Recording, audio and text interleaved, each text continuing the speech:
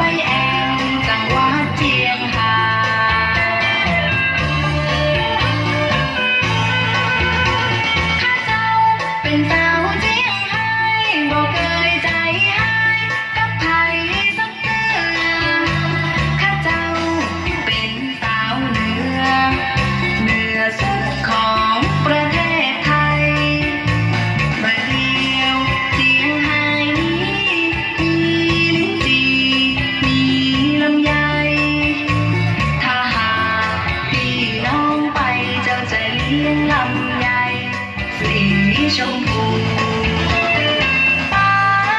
ไปตาไปแอวไปตาไปแอวจังหวัดเจียงไฮ้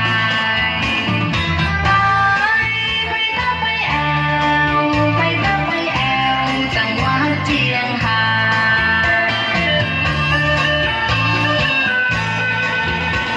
ถ้าเจ้าจะพาไปไว้ต้องคุณแมงไม้ตีเคารพเชิดชู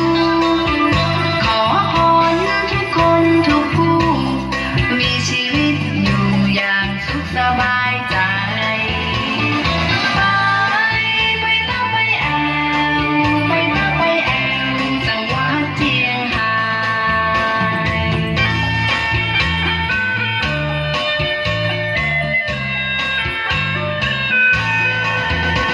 ข้าเจ้าเป็นสาวเจียงไฮ้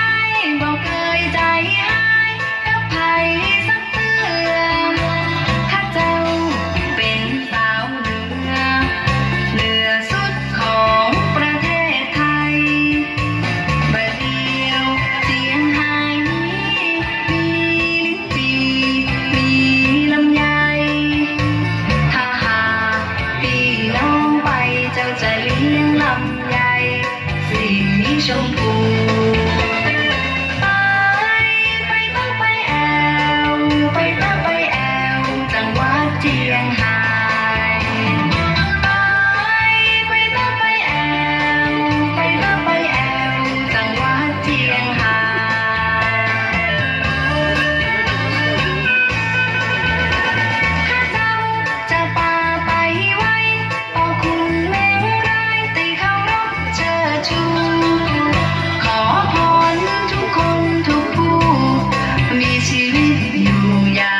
สบายใจ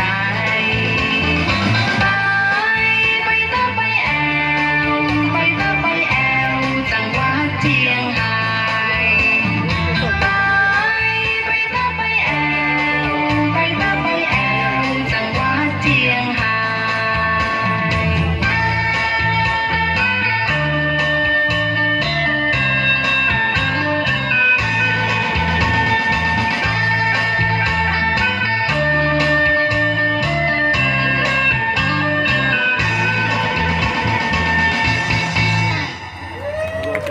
Wow, thank you.